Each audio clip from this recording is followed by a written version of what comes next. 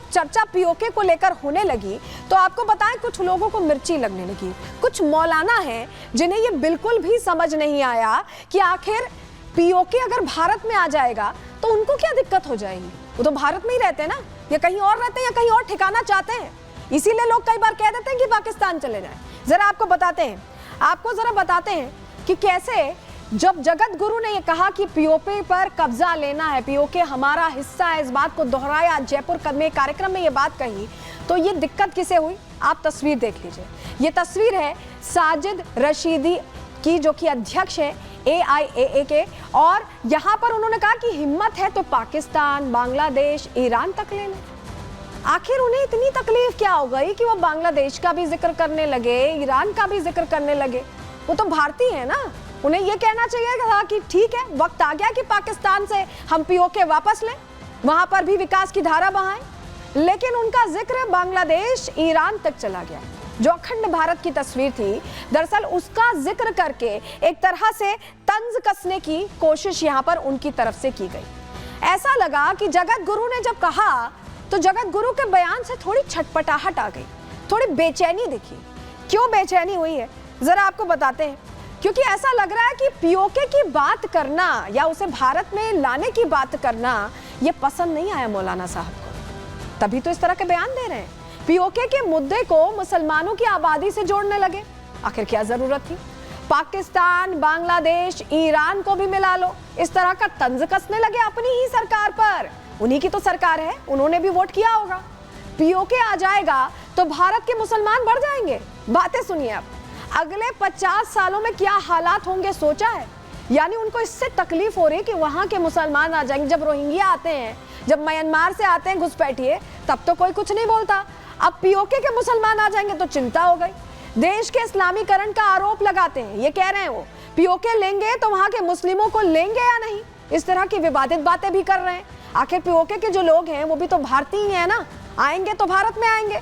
रामभद्राचार्य पर साजिद की यह अभद्र टिप्पणी कहीं ना कहीं सवाल भी खड़े करती है, और यह समझ में नहीं आ रहा कि साजिद रशीदी को ऐसी दिक्कत क्या है।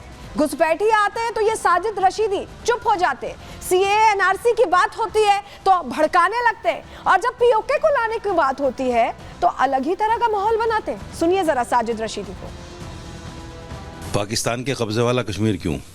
मैं रामभद्राचार्य के साथ में हूँ, पूरे पाकिस्तान को साथ लीजिए। अखंड भारत आप जानते हैं कहाँ तक है? अखंड भारत ईरान, इराक, पूरा ये अखंड भारत है। तो रामभद्राचार्य सिर्फ कश्मीर की बात क्यों करते हैं? वो कश्मीर तो खुद ही टूटा पड़ा है, वो तो खुद ही मानता है कि हम पाकिस्तान के साथ नहीं हैं, और वहाँ के लोग जो है पाकिस्तान के खिलाफ नारेबाजी करते हैं।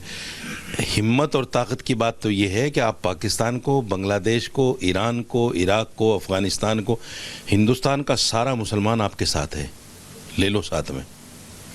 रामभद्राचार्य जी, ये जो आप धर्म से हटकर सियासत खेलते हैं ना, ये धर्म में कहीं गुंजाइश नहीं है इसकी।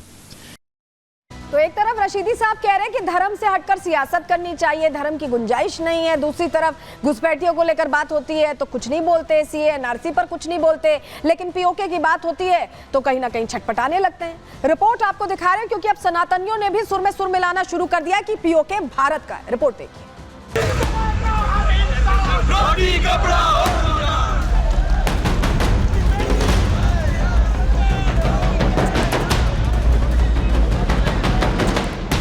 एक वक्त था जब आतंकिस्तान कश्मीर में दहशत फैलाता था और अंतर्राष्ट्रीय मंचों पर कश्मीर का मुद्दा उठाकर एजेंडे के तहत सियासत करता था। लेकिन पिछले 10 सालों में हर अंतर्राष्ट्रीय मंच पर पाकिस्तान बेनकाब हो रहा है। यूनाइटेड नेशन में भारत ने एक बार फिर पाकिस्तान को उसकी हैसियत याद दिलाई। जम्मू कश्मीर भारत का अभिन्न अंग बताने के साथ साथ पाकिस्तान के फेक एजेंडे पर फटकार लगा दी। We would like to state that the Union and Territory of Jammu and Kashmir was, is and will remain the integral part of India. Jammu Kashmir के मुद्दे पर भारत सरकार काफी संजीदा है। कश्मीर से आतंकवाद के सफाई से लेकर घाटी के चौमुखी विकास पर केंद्र सरकार जोर दे रही है। जम्मू कश्मीर का विकास देखकर पाकिस्तान बौखलाया हुआ है, क्योंकि अब पीओके में आजादी की मांग उठने लगी है। आजादी पाक सेना के अत्याचारों से, आजादी कंगालिस्तान की महंगाई से, आजादी आतंकियों के लॉन्च पैड से। इस आजादी की आवाज को दबाने के लिए ही आतंकिस्तान अंतर्राष्ट्रीय मंच पर फेक नैरेटिव गढ़ने में लगा है। एक और जहां पीओके की आवाम भारत की ओर उम्मीद भरी नजरों से देख रही है, वहीं अब भारत के सनातनी भी पीओके से नापाक कब्जे को हटाने के लिए महायज्ञ में महाआहुति की तैयारी कर रहे हैं। हनुमान जी को पटा रहे हैं, इसके लिए हमने तय किया है।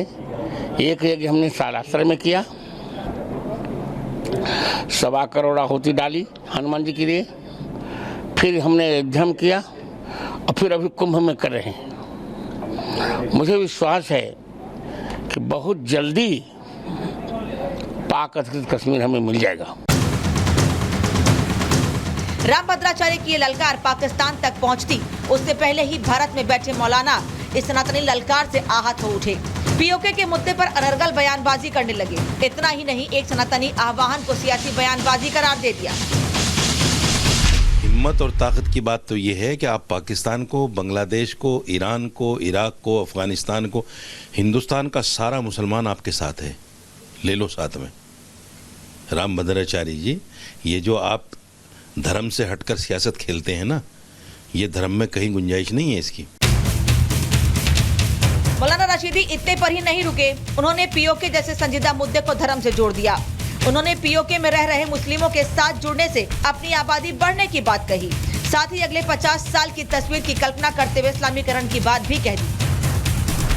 वहाँ भी मुसलमान हैं तो वो भी हमारे साथ होंगे, तो अगले 50 सालों में फिर क्या हाल होगा, इस पर कभी सोचा आपने? साधु संतों सारे मुखालफत में आते हैं मुसलमानों के, साहब ये तो बच्चे ज़्यादा पैदा करते हैं, इनकी तो आबादी इतनी बढ़ जाएगी कि 2050 में जो है ये पूरा इस्लामीकरण हो जाएगा देश का, और आप कह रहे हो कि पाकिस्तान वाला कश्मीर हमें मिल जाएगा। ये तो विरोधाभास है आप लोगों के अंदर।